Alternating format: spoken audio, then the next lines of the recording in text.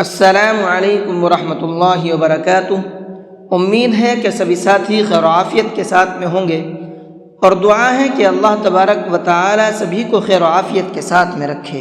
آج کے سبق کے اندر ہم پڑھیں گے سورہ بقرہ کی آیت نمبر 267، اور اس سبق کو تجوید کے ساتھ میں پڑھنا سیکھیں گے اور اس کے اندر ہونے والی غلطی سے انشاءاللہ بچیں گے۔ تو آئیے آج کے سبق کو شروع کرتے ہیں۔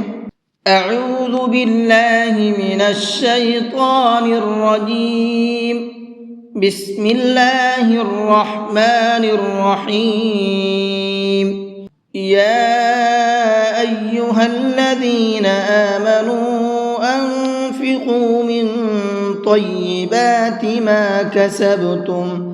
یا ایہا الذین، یہاں پر یہ چھوٹا مد ہے، اس کو مد منفصل کہتے ہیں، اور مد منفصل کو 1 سے 3 الف کے برابر کھینچ کر کے پڑھتے ہیں، تو اس کو 1 سے 3 الف کے برابر کھینچیں گے، اور 1 سے 3 الف کے برابر کا مطلب ہے 1 سے 3 سیکنڈ تک یا 4 سیکنڈ تک اس کو کھینچ کر کے پڑھیں گے۔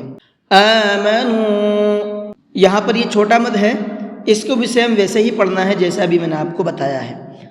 انفقو، اس نون کے اندر اخفا کریں گے، یعنی کہ آواز کو تھوڑی دیر ناک میں چھپا کر کے پڑھیں گے، اس طرح سے، اور یہ قاف ہے، اس کو منہ بھر کے پڑھیں گے۔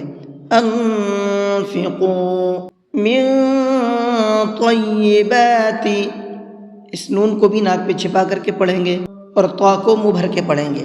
طیبات ما کسبتم، اور با کے اندر قلقلہ کریں گے، یعنی کہ ہلکا سا آواز کو ڈبل کر کے پڑھیں گے۔ ما کسب، یہ جو لاسٹ میں آواز نکل رہی ہے یہ قلقلے کی آواز کہلاتی ہے، اور ہم نے یہاں پر آیت کی ہے، آیت یہاں پر ہے نہیں، تو پھر پیچھے سے لوٹا کر کے بھی پڑھیں گے۔ ما کسبتم ومما اخرجنا لکم من الارض، ومما، اس میم کے اوپر تشدید ہے تو یہاں پر غنہ کریں گے، یعنی کہ آواز کو ناک میں روک کر کے پڑھیں گے۔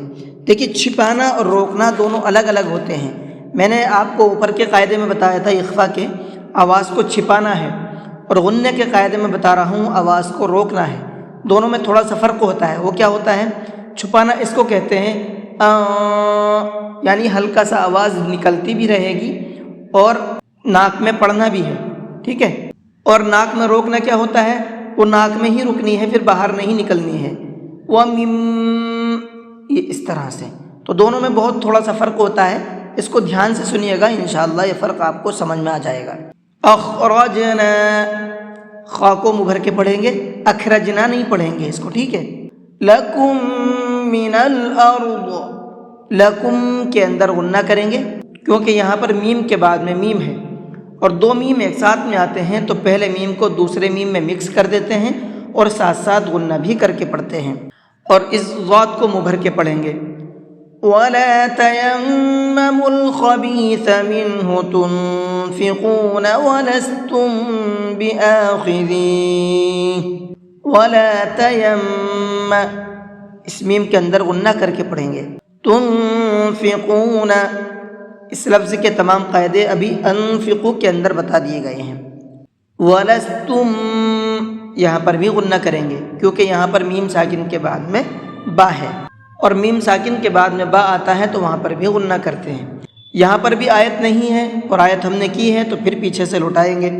بِآخِذِيهِ إِلَّا أَن تُغْمِضُوا فِيهِ، أَن تُغْمِضُوا، اس نون کے اندر بھی اخفا کریں گے، اور تغمضوا کے اندر غین کو بھی اور ضاد کو بھی دونوں کو منہ بھر کے پڑھیں گے، پر کر کے پڑھیں گے۔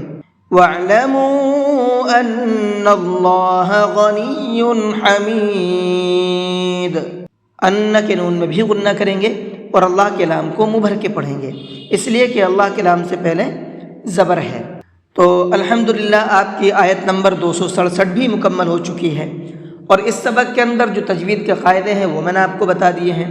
ان تمام قاعدوں کو آپ فالو کر کے پریکٹس کیجئے گا، انشاءاللہ بہت ہی اچھی طرح سے قرآن کریم کو پڑھنا سیکھ جائیں گے۔ آئیے ایک بار اس کو پڑھ کر کے بھی دیکھ لیتے ہیں۔ یا ایھا الذین آمنوا أنفقوا من طيبات ما كسبتم ومما أخرجنا لكم من الأرض ولا تيمموا الخبيث منه تنفقون ولستم بآخذيه إلا أن تغمضوا فيه واعلموا أن الله غني حميد۔ جی آج کے سبق کو یہیں پر ختم کرتے ہیں۔ السلام علیکم ورحمۃ اللہ وبرکاتہ۔